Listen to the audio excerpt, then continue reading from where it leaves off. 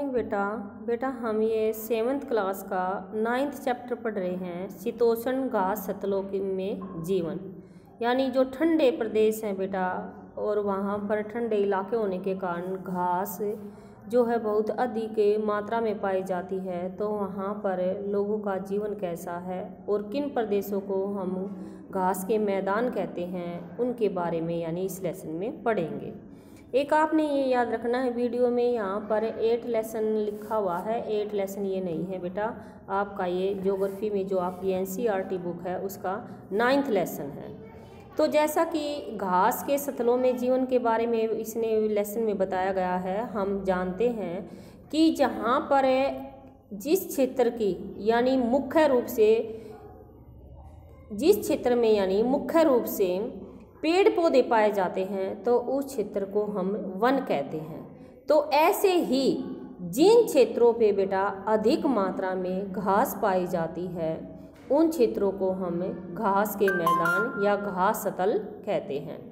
और अगर पृथ्वी की कंप्लीट सतह की बात की जाए तो बेटा हमारी पृथ्वी का लगभग 1/4 हिस्सा ऐसा है जो घास से ढका हुआ है।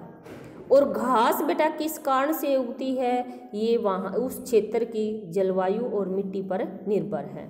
तो घास अगर बात की जाए बेटा जलवायु के आधार पर जो हमारे घास सतल हैं उनको 2 भागों में बांटा गया है, शीतोष्ण प्रदेश के घास सतल और नंबर 2 उष्णकटिबंधीय प्रदेश के घास सतल। तो हम इसके बारे में यानी आगे पढ़ेंगे। अब जो हमारी लेसन में हेडिंग आती है वो है बेटा प्रेरी। जो उत्तरी अमेरिका है बेटा, अमेरिका का जो उत्तरी भाग है वहाँ पर शीतोष्ण घास सतल पाए जाते हैं। शीतोष्ण तो उत्तरी अमेरिका में शीतोष्ण घास सतल को ही प्रेरी के नाम से जाना जाता है। और जो ये प्रदेश है बेटा ये समतल मंद ढाल वाला और पहाड़ियों वाला प्रदेश है, जहाँ पर पेड़ पौधे कम पाए जाते हैं और घास बहुत अधिक पाई जाती है। यानी घास का जो क्षेत्र है बहुत ही विशाल है। कई ऐसे भी प्रेरी स्थान हैं यानी ऐसे भी घास के मैदान हैं जहाँ पर वृक्ष बिल्कुल नहीं हैं, और जो वृक्ष पाए जाते हैं वो नदी घाटियों के साथ साथ वन नदी जो घाटियाँ बेटा यानी नदियों के किनारे पर जो घाटियाँ बनी हुई हैं वहाँ पर वन या पेड़ पाए जाते हैं। अगर प्रेरी की बात की जाए तो बेटा प्रेरी में लगभग 2 मीटर ऊंची घास पाई जाती है जो प्रकृति के सौंदर्य को भी बढ़ाती है।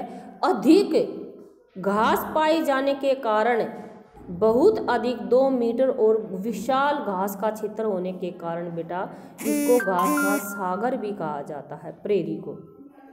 और जो प्रेरी है बेटा पश्चिम में रॉकी पर्वत और पूर्व में ग्रेट लेक तक फैली हुई है। इसके बाद बेटा जो घास के मैदान हैं उत्तरी अमेरिका के अलावा संयुक्त राज्य अमेरिका और कनाडा के भी कुछ भागों में पाई जाती है।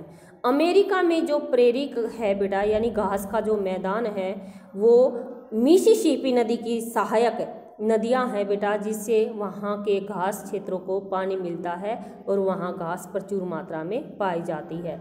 और कनाडा में जो प्रेरी है यानी घास के मैदान है बेटा वहाँ पर सास्केचुआन नदी की सहायक नदियाँ हैं जिसके कारण कनाडा में प्रेरी को पानी मिलता है।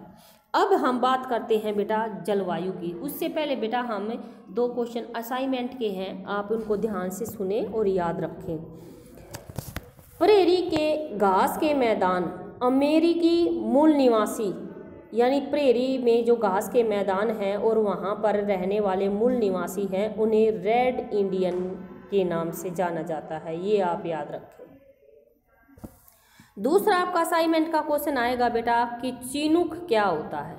जिस तरह हम यहाँ पर गर्म हवा को इंडिया में लू के नाम से जानते हैं, ऐसे ही उत्तरी अमेरिका में बेटा एक गर्म हवा यानी गर्म पवन चलती है और ये पवन शीत ऋतु में बहती है जिसे चिनूक कहा जाता है।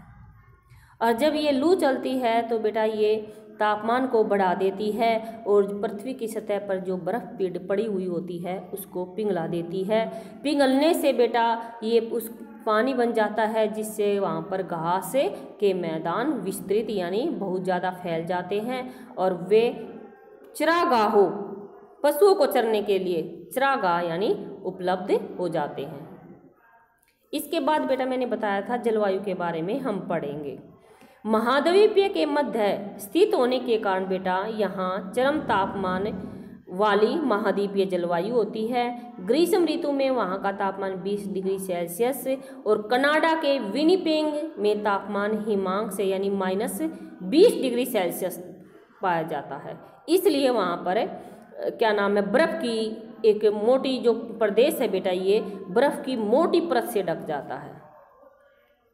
अगर वर्षा की बात की जाए तो वर्षा वहाँ सामान्य होती है, जो घास के लिए अनुकूल यानी अच्छी है, ना तो ज़्यादा है और ना ही कम है। इसके बाद बेटा हम वहाँ की वनस्पति के बारे में पढ़ेंगे और प्राणी जात के बारे में। अगर प्रेरी की बात की जाए तो मैंने बताया था पेड़ तो बहुत ही कम पाए जाते हैं।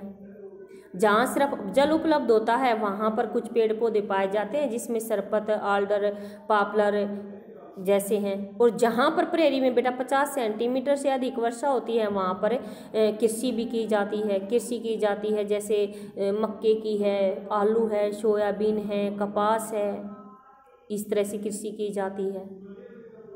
और अगर वहाँ पर प्राणियों की यानी प्राणी जाति यानी जीव जंतुओं की बात की जाए तो बेटा बाइसन हैं और जैसे खरगोश है, काइयोट है, गोफर है, प्रेरी कुत्ता है, इस तरह के वहाँ पर यानी प्राणी पाए जाते हैं। और लेकिन निरंतर शिकार के कारण बेटा ये प्राणी जो हैं लुप्त होते जा रहे हैं। और इनसे इसके बाद बेटा वहाँ के लोग यानी लोग कैसे हैं, लोगों का जीवन कैसा है, तो वहाँ के लोग बेटा बहुत ही मेहनती हैं और जो प्रकृति के द्वारा उन लोगों को संसाधन मिले हुए हैं, उन्होंने टेक्नोलॉजी का प्रयोग करके बेटा उन संसाधनों का सफलतापूर्वक विकास भी कर लिया है। और विश्व के सबसे ज़्यादा बेटा जो विकसित देश हैं, आप याद रखें, संयुक्त राज्य अमेरिका और कनाडा है।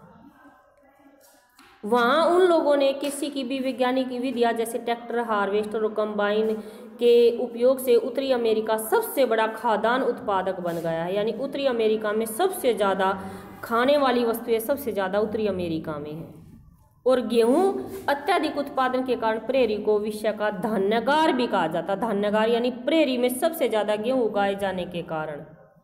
इसके अलावा बेटा वहाँ पर खनिज पदार्थ भी पाए जाते हैं जैसे कोयला है, लोहा है और विशाल भंडार तथा सड़क, रेल एवं नहर की समुचित यानी अच्छी अवस्था होने के कारण बेटा यह क्षेत्र विश्व का सबसे बड़ा औद्योगिक प्रदेश बन गया है।